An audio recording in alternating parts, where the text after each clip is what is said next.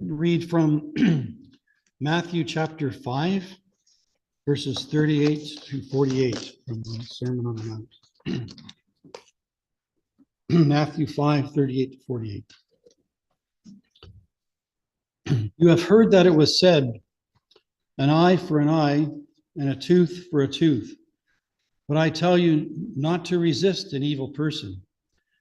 But whoever slaps you on your right cheek, turn the other to him also. If anyone wants to sue you and take away your tunic, let him have your cloak as well also. And whoever compels you to go 1 mile, go with him 2. Give to him who asks you, and from him who wants to borrow from you, do not turn away. You have heard that it was said, you shall love your neighbor and hate your enemy. But I say to you, love your enemies, bless those who curse you, do good to those who hate you, and pray for those who spitefully use you and persecute you, that you may be sons of your Father in heaven. For he makes his sun rise on the evil and on the good, and sends rain on the just and on the unjust. For if you love those who love you, what reward have you? Do not even the tax collectors do the same? And if you greet your brethren only, what do you do more than others? Do not even the tax collectors do so? Therefore you shall be perfect, just as your Father in heaven is perfect.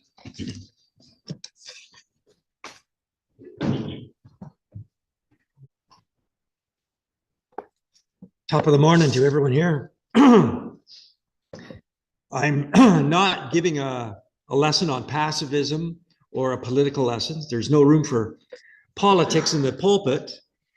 But you'll take a look at this and you'll say, why does he have this up? About 20,000 men who were COs, conscientious objectors, in the First War. What I've been doing here is working on a series of lessons through the teaching of Jesus, the Sermon on the Mount. And we've seen consistently that Jesus says you have to live a different life. You have to live counterculturally.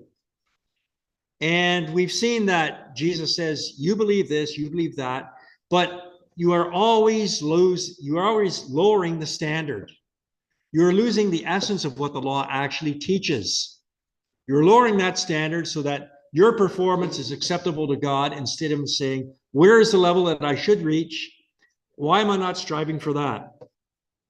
And so now we've come to this passage here, 38 to 48. And 110 years ago, many, many men in Great Britain were struggling, and in Germany as well, and in Russia, with this very passage. The beginning of the Great War. And in Britain, there was a fellowship, no conscription league, and they banded together and they said, we do not want to fight. We do not want to go to war. What are we going to do if conscription is brought about? What if we go to war against the better interests or the better notions of what we should be doing? And the last time I spoke, I took a little bit of a side passage away from the Sermon on the Mount, and we looked at Stephen and we looked at persecution, because Jesus begins this whole lesson. He says, you will be persecuted if you live like this. And we saw what happened to Stephen. And these men were persecuted. And so as I'm looking at this, I am reminded of 3 gentlemen, all now deceased, who used to worship with us, and they were COs. They were conscientious objectors. And the one who was treated the worst, sat where Larry's sitting right now, I can still see him. He was an absolutist. That is to say, he was totally against the war. He didn't want to support the war effort in any way. And he was thrown in solitary confinement on a little pallet about 2 inches thick. And he was fed bread and water. And I thought, bread and water, that can't be true. But it was. It actually was. This is how these men were treated. 20,000, well, actually 16,000 were registered, 6,000 were imprisoned. 73 of them died while imprisoned. 73. We know today when one prisoner dies, there's all kinds of investigation into what's going on. 73 because of their faith, because they did not want to go and kill another human being because they're made in the image of God. But as I said, this is not a lesson on pacifism. We're just looking at what Jesus says and what Jesus taught. And one of the true marks of a great teaching, a great belief system, a great religion is how it appeals across generations, across the ages. And we can read the words of Jesus, and they are applying to us today in 2023. They applied in 1914. They were applicable when Jesus spoke them. Truly great teaching. So let's jump into this. You have heard it was said, an eye for an eye and a tooth for a tooth. Now, everything Jesus has said up to this point, and including this point, is what the Jewish people believed. It's from the old scripture. But around 1902, there was a stela found in Babylon, written by Hammurabi, the Code of Hammurabi it's called. And it says there, an eye for an eye and a tooth for a tooth. And so skeptics and critics picked up on that, and they said, see, the Jews picked up on this because they were in Babylon in 600 and they just inserted it. No, we can find this in the Old Testament, in the Pentateuch, and we looked at it last year. And basically what it means is you could take out a tooth if somebody knocked it out of your head, but you can't go beyond that. You could claim an eye, but you can't knock out two eyes. So it was calling for not retribution, but for the punishment will suit the crime. You can't exceed it. And we've seen elsewhere where people want to take asymmetrical retaliation. In other words, you kill one of our soldiers, we're going to kill 10 of your villagers. That type of thing. But Jesus says, do not even claim this. I say to you, do not resist an evildoer. Now, right here, this is very difficult. This is very tough because we want our rights to be brought forward. How dare somebody do whatever to me? We want retaliation. We want given back to us what was taken from us. If anyone strikes you on the right cheek, turn the other also. So if somebody strikes you or slaps you, that is an insult. And our immediate reaction is, they did that to me, I'm going to do it back to them. But Jesus says, don't resist them. Turn the other cheek. They insulted you, let it go. Let it fly by. And people who have not been trained, say in martial arts, they want to react right away. But oftentimes it is the martial artist who could very easily retaliate 10 times. They just let it go. They just let it slip by. Why would you do that and make it worse? But it's our natural inclination. Unless you've been trained, you want to react. You want to strike back. And we learn that from the time we're small. Our brother or sister hit us and we hit them back. But Jesus says, no, don't do it. Do not respond to those insults. Today, obviously, people don't go around slapping people, but they're pretty mean in their words. And it's our natural reaction. We want to shoot back at them. Don't do that, Jesus says. Turn the other cheek. Now, what is that going to do?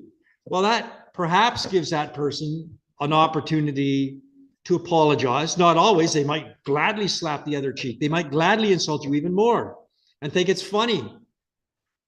But how many times have you or I, sadly, dropped a brick?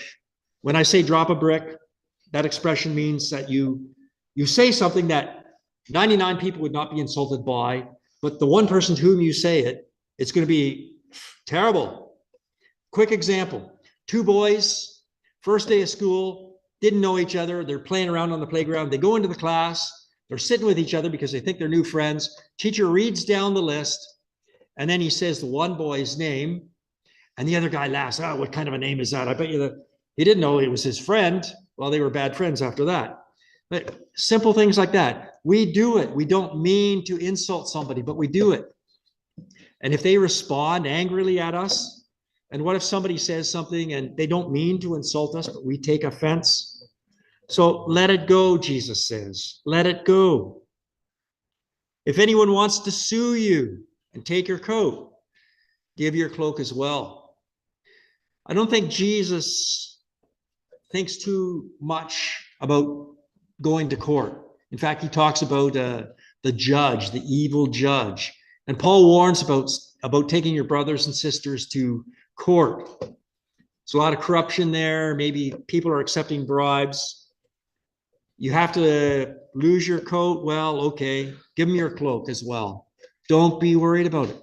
So here we've got a personal insult. We want our rights. Here we've got somebody trying to take away our property. We want our rights. And then if anyone forces you to go a mile, go also the second mile. This is a little bit difficult for us to understand as well here in the 21st century. The Persians had the best postal system in the world. They had roads and they had riders and they could take the mail anywhere. But in order to do that, there were times when that rider, his horse, was worn out and he was allowed to take somebody else's horse. So he might take your good horse and you've got a worn out old horse. You might benefit, you might not benefit. He comes to a river and he's going to force you to take him in a boat across the river. And the Romans picked up on that as well. In fact, we talked a few weeks ago, Simon of Cyrene, he was forced to bear the cross of Christ. Here, you carry this, help him out. He had no choice. He had to do it. So there are times when people are going to force us to do something against our will, something we do not want to do. Now, this little verse applies to some of these conchies, because when they were in solitary, okay, you won't work for the war, they would throw in some canvas and a needle, make some mail bags. We need mail bags. That's not going to be used for the war. And they were given a quota. You stitch so many mail bags. Well, because they were there for the gospel and they took the words of Jesus so seriously, they didn't make their quota. They exceeded the quota. Now, how did that make the wardens feel? We've got these guys, they're traitors and they're in jail. And I asked him to make 5 and he's made 10 of these. Well, they started to give them maybe the odd potato and give them a mug of ship's cocoa. Go the second mile. So if a Roman soldier, I like to think about this may or may not have ever happened, but if the Roman soldier is used to these foreigners, as far as he's concerned, going to 999 steps, and as soon as they hit the 1,000th step, they throw whatever on the ground in the dust. And you get somebody who's, oh yeah, I'll go with you another mile. And well, why are you doing this for me? Like, I'm supposed to be compelling you and it's not hurting you. You're doing this. And maybe they were able to interject. Oh, well, Jesus told me to go with you. Well, who's this Jesus fellow? We don't know. We will never know what happened. But you do things for the person who is, Jesus says evil. He says they're an evildoer, but we don't want to do it for them. You never know how that's going to impress them. And why do we not want to do these things for these people? Why do we not want to turn the other cheek or, well, here, take this, or okay, I'll do that for you? They don't deserve it. In our minds, they don't deserve it. And keep that thought in your head, because we're going to find out a little bit later on who else is undeserving. I think you know where I'm going with this. 43, you've heard it was said, you shall love your neighbor and hate your enemy. Now, this is the first saying that Jesus says that is not exactly true. Yes, you are to love your neighbor. But this bit about hating your enemy, that is something that the Jews have come up with on their own. Let's see what the Old Testament actually says about hating your enemy.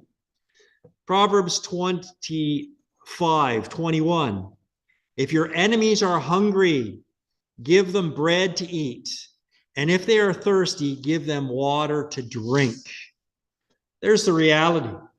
But by this time, the Jews had the idea, if you're in a foreign country, Babylon, for instance, this is an actual quote from their own little rules, and you see one of those foreigners, one of those Gentiles, one of those non-Jews drowning in the river, don't save them. Let them drown. This was their mentality. This was their idea. Exodus 23:4 and 5. Let's see what God thinks. When you come upon your enemy's ox or donkey going astray, you shall bring it back. This is before Christ. This is what God said. Even your enemy's animal, take it back to him. I don't want to see that guy. He's my enemy. Take the animal back. When you see the donkey of one who hates you, is that the evildoer, the one who hates you, lying under its burden, and you would hold back from setting it free, you must help set it free. So God never said hate your enemies at all. Even in the Old Testament, we see this command because God is a loving Father. He's a compassionate Father. And we are told that we must love our enemy, even to our enemy's animal. So we're to love our enemies, we're to pray for them, and we're to manifest the sonship that we have because we are sons of God. That is where Jesus is leading with this. And when he says love your enemies, he means be constantly loving your enemies. In the Greek term, always love them. Goodwill, benevolence towards them. Because it was the highest level of love that he has used here. We have to seek their highest good. But how do we do that? Well, Jesus has already told us, but he's going to tell us again. And that's by praying for them. And he says back in verse 10, blessed are you who are persecuted for righteousness' sake. Blessed are you when people revile you and persecute you. It's going to happen, but rejoice and be glad, for your reward is great in heaven. So keep this in mind. There's two ways that you can view persecution, people being insulting to you, people treating you evilly. And the first thing is, they have damaged me. Have they damaged you? Well, maybe you think they have, but we've talked about this before. They cannot damage you. Your mind is protected. It's like a moat, and it's only if you let them in. And if you fall to their level, then they can damage you because you are becoming like they are. But Jesus says that their efforts are actually reversed by God. Blessed are you, for great is your reward in heaven. Be joyful for that. So they want to hurt you, they want to harm you, but their animosity, God will notice it. He will avenge you. We're told in Hebrews, vengeance is mine, I will repay. The Lord knows better. But if you take that offense out, they really can't offend me. You will realize I'm going to be blessed, I'm going to receive joy, and I'm going to earn an eternal reward. And Jesus is trying to get his followers, that's us, to remember this, to think about this. Now, when he says pray for them, love your enemies and pray for those who persecute you, we're doing that for one reason, and we can't forget this reason. The Stoics, they would say, oh yeah, just accept it and let it flow off and release without struggle. But the thing is, there's a reason, that only goes so far. There's a reason why we can support this, why we can do it. He says, so that you may be children of your Father in heaven. For he makes his sun rise on the evil and on the good, and sends rain on the righteous and on the unrighteous. So what he's saying here is that God has blessed you. He gives you the sun, he gives you the rain. What do you care if he gives the sun and the rain to the evil person? He's giving it to them as well. And he knows how they are acting, and he knows how you are acting. But because he is good to even the evildoer, and because you are supposed to be the children of God, you should also be good to the evildoer as well. For if you love those who love you, what reward do you have? We already know as human beings, we do that all the time. Everybody loves their own friends. And he points that out. Do not even the tax collectors do the same? Now, we don't like paying taxes, but we don't have a hatred for tax collectors as they did back then. They were considered to be traitors. In fact, somebody was asked, what's the worst animal in the world?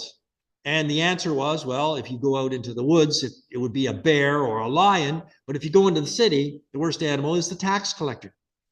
That was their opinion of them. And if you greet only your brothers and sisters, what more are you doing than others?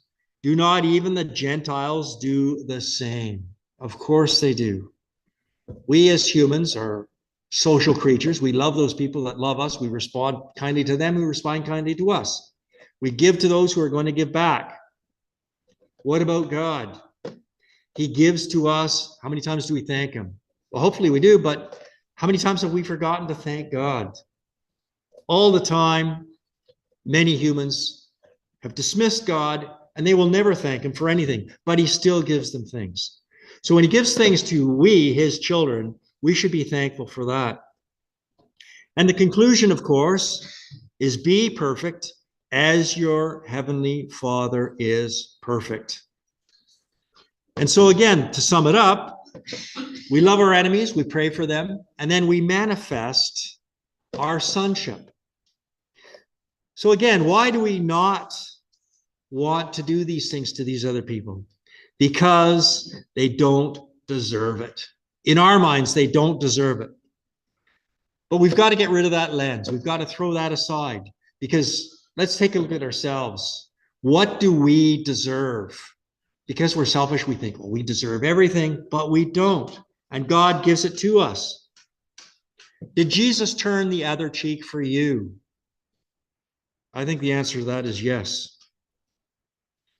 Did he go above and beyond what he had to do? Even coming to earth was so demeaning for him, but he did that. Did the sun rise this morning? Is it shining there now? Well, it might be vanishing, but it's still there. We've got to stop doing only for other people who do things for us.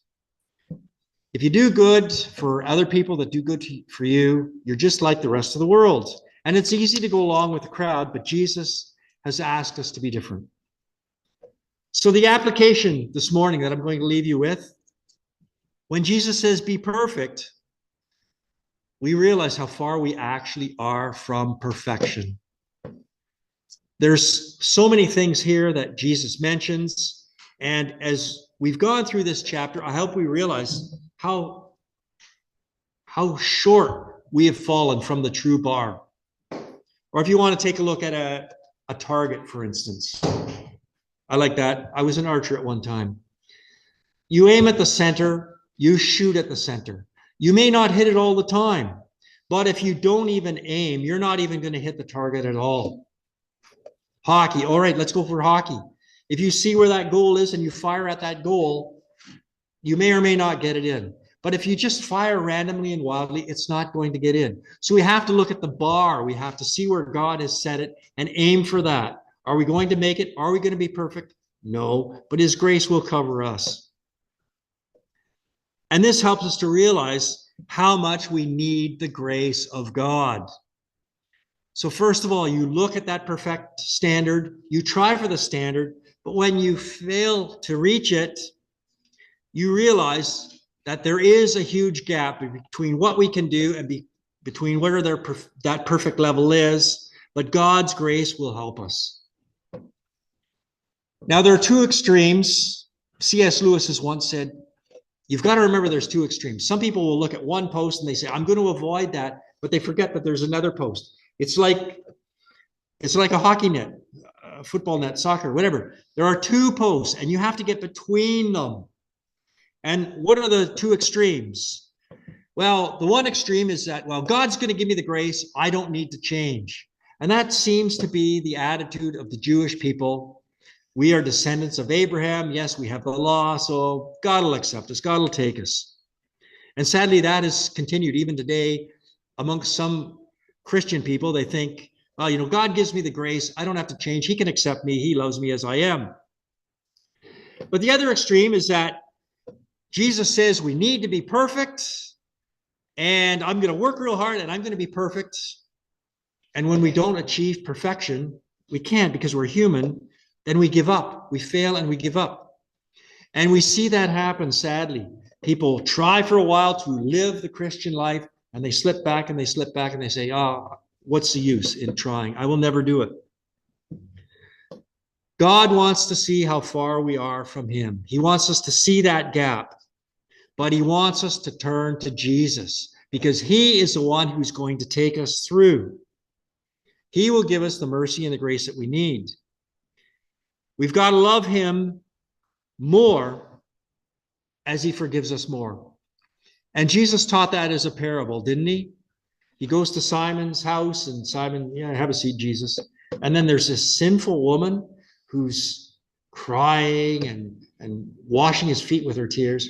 And he says, Simon, a debtor is forgiven 50, and another debtor is forgiven 500. Who's going to love that person more? Well, the one who's forgiven more. Exactly. And the more we realize that we are far from that goal, and the more we realize that we are forgiven all those mistakes, those errors, those sins, the more we will love Christ. So the blessed life that Jesus is saying, there are standards set. You aim for that standard. You try for that standard, even though it's very difficult, even though it's countercultural. But we love, we try for perfection. We try to be like God so that we can be truly the children of God. And that's the challenge that Jesus leaves for us. It's difficult, but it is attainable because of him, his grace, and his mercy.